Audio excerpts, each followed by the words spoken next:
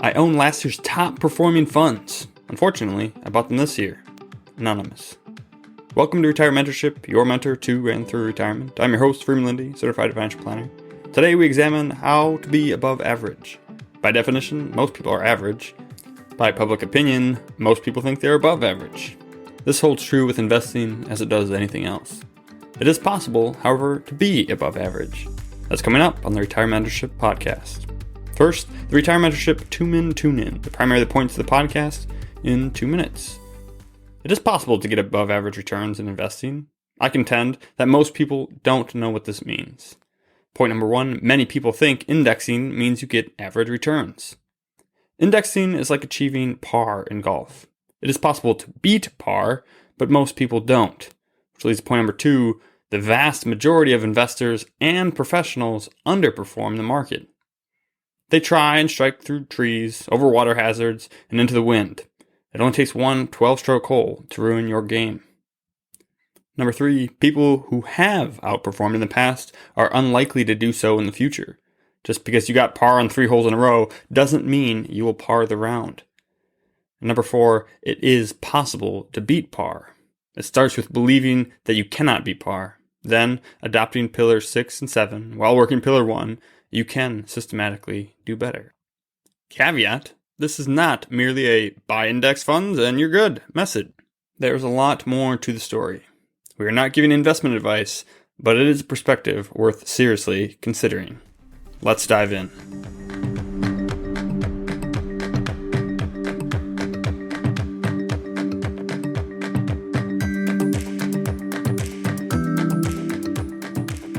How to be above average. Most of us believe we are above average. Let's ask a question. Do you believe that you're a good driver? Do you believe that you are above average? In repeated studies, 8 out of 10 men believe that they are above average drivers. This is clearly not possible. At least 3 of the 8 are mistaken. We regularly overestimate our abilities. We think fondly of our past successes and ignore or forget our past failures. We paint a picture of ourselves where we think we are at least slightly better than half of the population. We do the same with investing. We know it's an integral part of our financial life, and we want to do it well. We hope that we can do better than others. No one likes the idea of getting below average investment returns. We seek the best. In investing, there's a concept of the index. It is a collection of companies selected based on specific criteria, such as geography and size, not on past performance metrics. For example, the famous S&P 500 index comprises Standard & Poor's list of the 500 largest companies by capitalization. How exactly that is calculated is irrelevant. We'll let the nerds figure that out. There are mutual funds and exchange-traded funds that try to mirror the index. That is, they buy the stocks on the S&P's list of 500 companies in the precise weighting that they are on the list. For example, Vanguard's S&P 500 index ETF has Apple, Microsoft, and Amazon as its top 3 holdings, in the same weightings as the S&P 500. Vanguard doesn't try and buy and sell companies based on what it thinks those companies will do. It simply buys the companies in the index in the appropriate weights. This practice is called passive investing. You can find index funds that track all kinds of indexes. All they do is buy the companies on the list and sell them when they leave the list. Passive. Passive? Isn't passive bad? Shouldn't we be proactive? Shouldn't we try to do more than sit on our hands and let life happen to us? Here's my first point. Many people think indexing means you get average returns. The thinking goes that if these index funds are not trying to do anything other than match the index's returns, minus a tiny bit of fees, then applying any amount of skill should get you better returns than the market. Countless people try and beat those returns, both individuals and professionals. If you look at any fund's past performance, they will usually see it compared to what index it most closely resembles, even if it's not trying to track that index. The index will be known as the benchmark, and it is used as a reference point. And this is helpful because it allows you to see if the returns are due to the fund's strategy or just due to general market movement. Sure, this fund has averaged 7.8% over the last 10 years, but the index averaged 8.1%.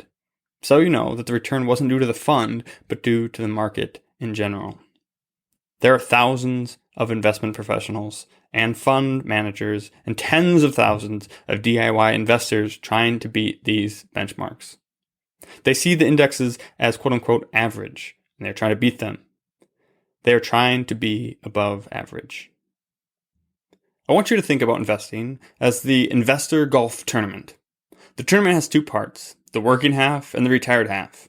Each half is 36 holes for a total of 72 holes, and each hole represents 1 year of investing. The holes have different pars for each, but they are all between par 3 and par 5. You have either 3, 4, or 5 shots to try to get the ball from the tee into the hole to be par. In the investor golf tournament, the indexes are par. Some people are better than par. Professional golfers, even some serious recreational golfers, beat par all the time. But par is by no means average. Even though all golfers are trying to beat par, most do not. This quest to be above average by beating the indexes leads immediately to my next point. Point number 2, the vast majority of investors and professionals underperform the market. Let's look at each in turn. Investors. We saw in episode 1 that the average equity investor had received about half the percentage returns of the investments the investor invests in. If you have not listened to episode 1, you can find it at retirementorship.com/1. It is the essential episode for investing. Understanding the difference between investment returns and investor returns is critical. Over 30 years, ending 2019, the S&P 500 averaged 10%. The average equity investor averaged 5%.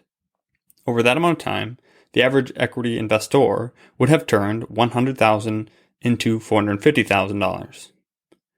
The S&P 500 would have turned $100,000 into $2 million. Again, that's average. Some investors did better, some did worse. But you cannot possibly say that, based on that evidence, the S&P 500 represents quote-unquote average returns. They are literally, and when I say literally, I am using it correctly, literally double the return of the average investor. The index is not average. It is twice that of average. That ongoing study by Dalbar applies to all investors, both those in professionally managed funds and those doing their own investing. Let's look deeper at the DIYers. There's a famous white paper called Trading is Hazardous to Your Wealth. The authors studied households trading their selected stocks and trying to quote-unquote beat the market. Here is the abstract from the article. Individual investors who hold common stocks directly pay a tremendous performance penalty for active trading.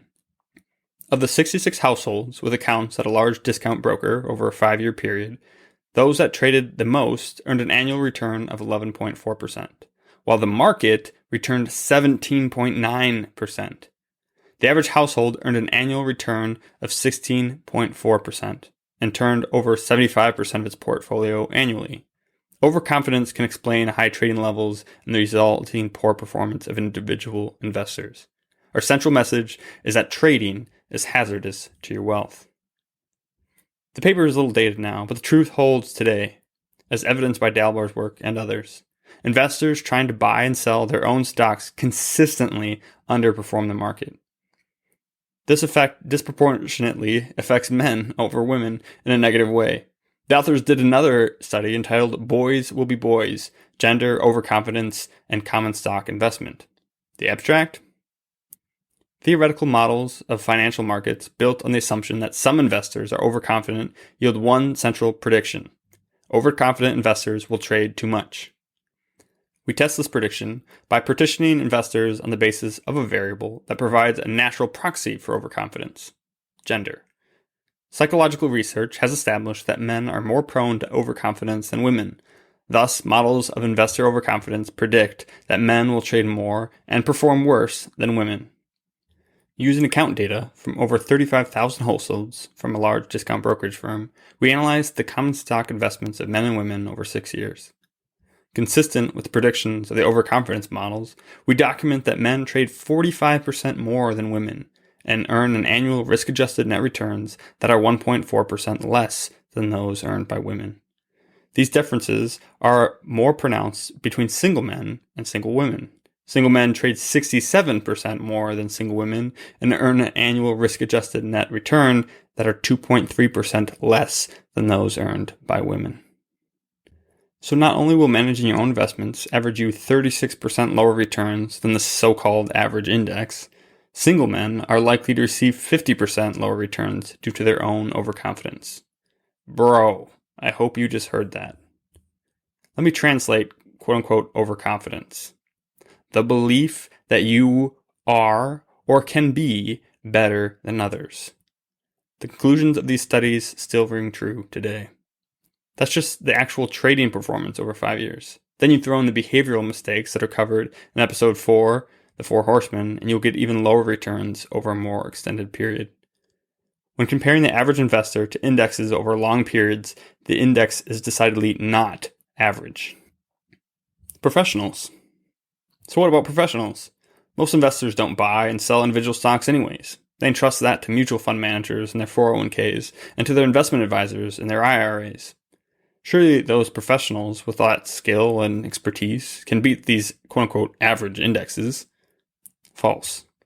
Professionals do perform better than average individual stock traders, but most of them do not beat the indexes after fees. Many studies support this phenomenon. Only 30 to 40% of active managers beat the index in any given year. According to Barron's, only 29% of active managers beat the benchmark in 2019, down from 37% in 2018. And of the active managers who did beat their market in 2018, only 12% beat their benchmark in 2019. So again, of the 37% who beat it in 1 year, only 12% went on to beat it the next. CNBC reported that 92% of professional investment managers underperform their relevant indexes over 15-year periods. Your immediate thought on hearing this may be, yes, but 8% of managers did beat the index over 15 years. Or, in the immortal words of Lloyd Christmas, so you're telling me there's a chance. The Index Fund Advisor reports the following. The S&P 500 index consistently outperformed 98% of mutual fund managers over the past 3 years and 97% over the past 10 years, ending October 2004. In two 30-year studies, the S&P 500 outperformed 97% and 94% of managers. In addition, only about 12% of the top 100 managers repeat their performance in the following years. Therefore, it is not possible to consistently pick next year's hot mutual fund manager. As Bethany McLean of Fortune put it, building a portfolio around index funds isn't settling for average, it's just refusing to believe in magic. To summarize, I'm not saying it's impossible to beat indexes. I am saying that most people don't, just as most people don't beat par in golf. You may shoot par or better on a hole or two, but as any golfer knows, a few bogeys will soon throw off your entire game. Let's reinforce this with a third point. Point number 3, people who have outperformed in the past are unlikely to do so in the future. Again, 12% of professionals who do outperform the index in a particular year underperform the following year. Most people can see that outperforming in one particular year doesn't mean that you will go on to outperform every year or even most years. If you get a birdie on a hole in golf, 1 under par, this does not mean that you will go on to birdie every hole or even that you will ever birdie again. What is more, 1 bogey will erase that birdie. You don't win a golf tournament by getting 1 birdie, and you don't get superior lifetime returns by outperforming in just 1 year. But there's a popular myth out there that people have developed to combat this 1-year performance issue. The myth goes like this. If you want to have above average returns, compare the long-term track record of funds and then pick the fund with the best long-term track record. Ignore the 1 or 3 year returns.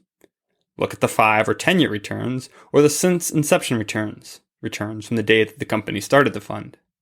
By selecting funds with superior 10-year or since inception track records, you will likely continue to see superior future performance.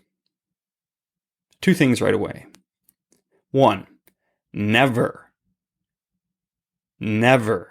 compare funds based on their since inception returns. Since the funds are starting at different times, the returns will be wildly different. A fund that started in March of 2009 the bottom of the financial crisis, and has gone nowhere but up, will have a way better since inception return than a fund that started in September of 2007, the previous peak. Their performance since 2009 might be identical, but their since inception returns will be worlds apart. Never compare funds based on their since inception returns. Number 2, 5 and 10-year returns are not long-term. Certainly not 5 years, and I want to challenge you on 10 years. The average investor will be working and investing for 40 years and will be retired and investing for 30 more. When you are thinking about long-term returns, you should be thinking decades, not years. Beyond that, long-term returns might not be due to continued discipline and strategy. It might just be due to luck. Suppose you are chatting with a fellow golfer in the investor golf tournament, and he reveals that he is 4 under par after just 10 holes. You think at first, wow, this is a good golfer. He must be consistently getting pars and birdies. At this rate, after 72 holes, he's going to be 28 under par. But then you find out 2 things. 1. In his first hole, a par 5, his drive was hard and far, but he sliced it, shooting it off to the right and missing the fairway. The ball bounced off a cart path and hit a groundkeeper's mower that blasted it back towards the hole. It bounced off a tree and dribbled straight into the hole. A hole-in-one on a par 5. Thus, the 4 under. He's been hitting par ever since. 2. He retried his drive from the tee box 10 times. He kept taking mulligans for his bad drives until he hit the lucky shot. That was the one he decided to play. Now how do you feel about him? He certainly isn't the world-class golfer you thought he was. He's gotten several pars, yes, but his edge was by luck and cheating. This is how many mutual funds operate. You can compare the quote-unquote long-term 10-year track records of funds, and you can see that one fund has a better 10-year average than the other. This observation may lead you to believe that the first fund has been consistently outperforming the other, leading to the gap in returns. But this may not be true. When mutual fund companies create mutual funds, they often create several at the same time. Perhaps they start 10 new funds with slightly different strategies. They each buy slightly different combinations of companies. They are all private at first, not in the general market. 5 of the funds outperform the indexes, and 5 of the funds underperform. They close the funds that underperform and release the remaining 5 to the public. In the first year, 1 of the 5 seriously outperforms, and the other 4 underperform. No one wants to invest in a new fund already underperforming, so they close the 4 and keep the 1. Going forward, that last fund of the original 10 only needs to make quote-unquote average returns by generally tracking the index. But because it got lucky in the first year, it will now have a 5, 10, and since inception track record of being better than the index. And they can charge a higher fee for that initial luck. It happens all the time. A fund's outperformance isn't due to superior strategy or disciplines. It may only be superior because of luck. The company quote-unquote took a mulligan on the other 9 funds it developed to keep the one that had a good fortune to buy Amazon before it took off. Investment advisors are no better. Thankfully, most good financial planners and investment advisors don't try to compete on performance, but some still do. Their so-called outperformance may be due to the same phenomenon as mutual fund managers. They got one good call, and they've been riding it ever since. There used to be a practice with stockbrokers many moons ago, which I'm pretty sure has been made illegal, and I don't think anyone does it now. A stockbroker would call 128 random people after the market closed and leave a message if no one answered. Hello, I am stockbroker with XYZ firm. I know you have no reason to trust me or invest with me yet, but I'm going to prove to you that I can predict the stock market and get you above average returns. I predict that tomorrow the market will go up. I'll call you back tomorrow and predict the next day. Have a great day. Half the calls, he would predict that the market would go up. Half the calls, he would predict that it would go down. The next day, the market would do one or the other, as it always does. If the market was up as it closed, the broker would only call the 64 people he had predicted that it would go up and forget about the other 64. Hello, I am stockbroker with XYZ Brokerage. As I predicted, the stock market went up, But you may be thinking, big whoop, anyone can be right once. To prove that I'm the real deal, I'm going to predict it again. Tomorrow it will go down. I'll call you tomorrow. Have a great day. Half the calls, he would predict the market would go down, the other half that it would go up. The next day, the market would go up or down, as it always does. He'd call the 32 investors that he predicted correctly and forget about the others. They'd probably forget about him too. You see where this is going. After 5 days, he would be down to 4 investors, cutting 128.5 5 times by pure luck. Hello, I am stockbroker with XYZ Brokerage. I've predicted the stock market 5 days in a row now, and have been right every time. Are you ready to invest with me? He demonstrated superior returns, purely from luck in the game of numbers. To my knowledge, no one does this anymore, but I contend that those who point back at their track record and point to their being superior because of their insights and expertise alone are also misguided and may be misleading. Let's say you run into that golfer again on hole 12. You find out that he's no longer 4 below par, he is now 5 over. Because he is in the middle of the tournament, he can no longer get away with mulligans. His first drive went into the water hazard. He sliced his second out of bounds. His third was playable but not on the fairway. He tried to split 2 trees and hit one of them, bouncing the ball back further away. Anyone who's ever golfed has experienced this scenario. You're playing well the entire round, and then you have that hole where everything goes wrong, and you get it in 9 strokes. Track record, ruined. Those who have previously outperformed, both in golf and investing, are not guaranteed to outperform in the future. There is no evidence for the persistence of performance. I'm not saying that there's no way to identify winning strategies that will beat par or an index in the future. I'm simply saying that you cannot identify that strategy from past performance. This conclusion is why, in episode 5 questions to ask your financial advisor, I said that asking about past performance is a dumb question. Past performance is no guarantee of future results. Many people believe that an index represents average returns. In fact, indexes double the average investor's return over 30 years and outperforms 92 to 98% of all professionals over long periods. And the few who have outperformed in the past are unlikely to do so in the future. What shall we say then? Just buy an S&P 500 index fund and do nothing else? In theory, this means you would double the average investor's return over 30 years and be seriously above average. However, this assumes that you never fall to chasing returns, poor diversification, euphoria, or panic over 3 to 6 decades. Evidence shows that most people cannot do this. Not without pillars 1 and 2 from last week, built on pillars 3 through 5. I reject the common thought that everyone should merely buy an index fund because of its low fees and good performance. It ignores behavior, which makes up the majority of a person's lifetime returns. And I've encountered people who, in their quest for low fees, have chosen index funds with truly terrible long-term returns. There's more to it than merely going passive. You need the 7 pillars that we covered last week. If you have all 7 pillars and practice them faithfully, you will be above average. Let's examine the last point.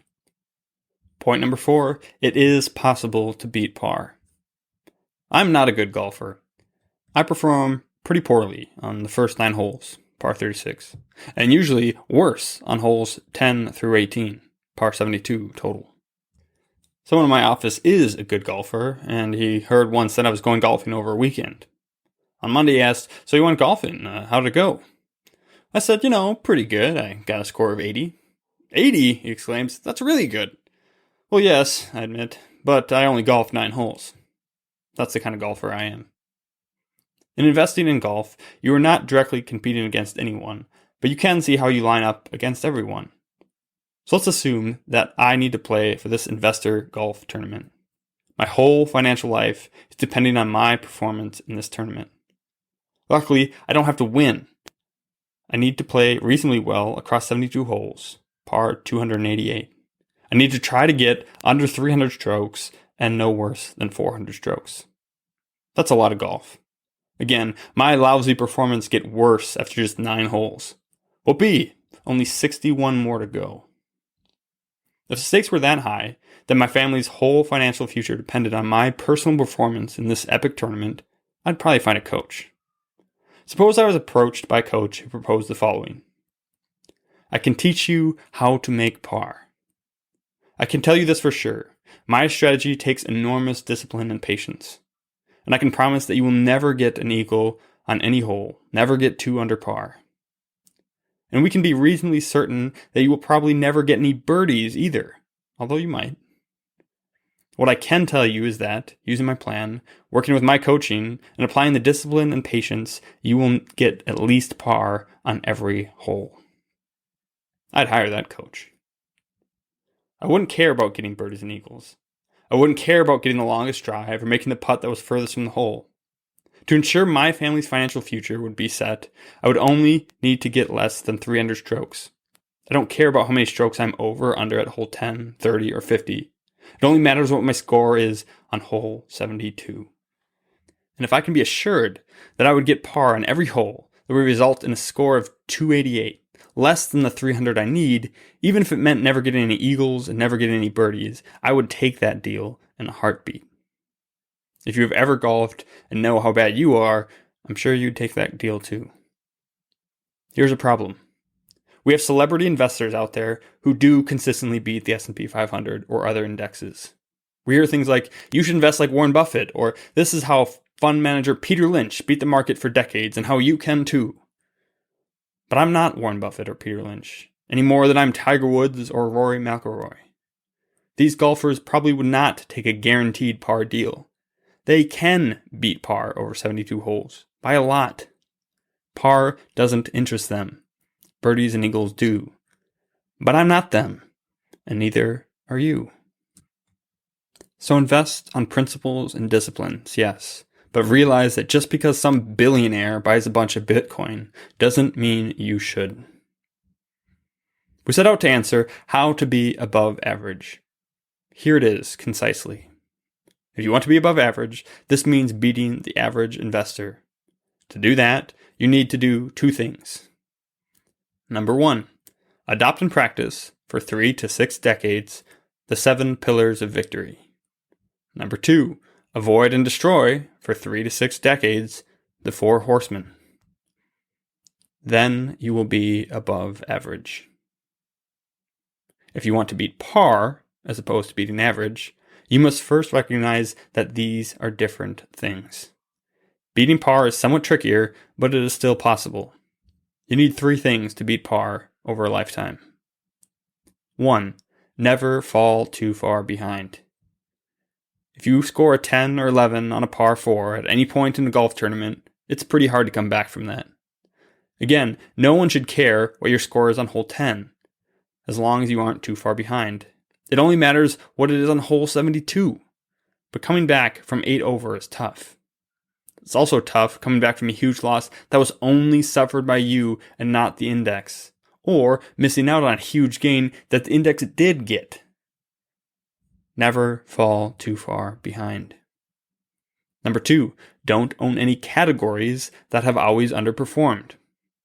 I'm not saying you shouldn't own a fund that has underperformed the S&P 500 over the last 3 years. I'm saying don't own any asset classes that have always underperformed. Your total portfolio won't outperform the S&P 500, won't beat par over 30 to 60 years if 10 to 40% of it is in bonds. Not possible. Even if your equities outperform, your portfolio won't. It doesn't help you to get excellent scores on all par 3 and par 5 holes if you bogey every par 4 hole. It doesn't matter if half your portfolio is slightly overperforming if the other half is performing half as well. Don't own any categories that have always underperformed. And number 3, invest in multiple equity categories that have historically outperformed at times. Not funds that have outperformed the S&P 500 always. You can't find those. Instead, categories of equities that have outperformed at times. It is doubtful you will beat the S&P 500 by owning a fund that actively trades in the same 500 companies. You must add in funds that are in other categories spread across large, medium, and small caps, value and growth, and the like. Owning these must be part of a plan with a partner that you understand, believe, and act on with patience and discipline. These statements are not investment advice. I'm not telling you to do this, nor am I saying that you even should. But you asked how to beat par, and that is how you would go about trying.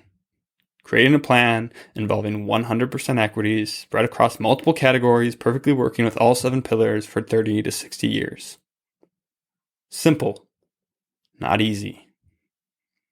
If it's intriguing to you, find yourself an advisor or planner who understands this and can help you build and follow such a plan.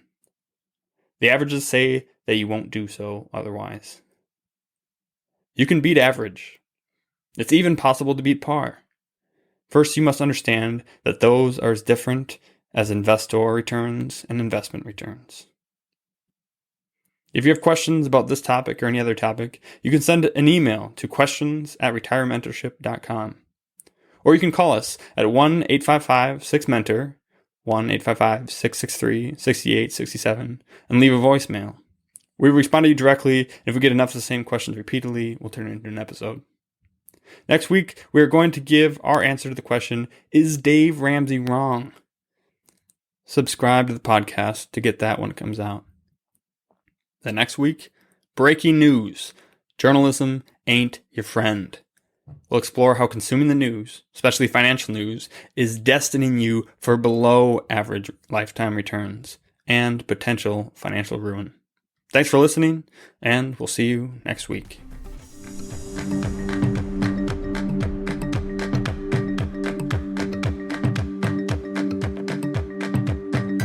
This podcast is educational only and is not intended to be investment, legal, or tax advice, or recommendations, whether direct or incidental.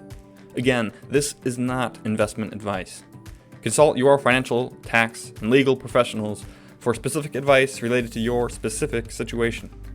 Never take investment advice from someone who doesn't know you and your specific situation. All opinions expressed in this podcast are the opinions of the speakers expressing them. All performance referenced is historical and is no guarantee of future results. All indices are unmanaged and may not be invested into directly.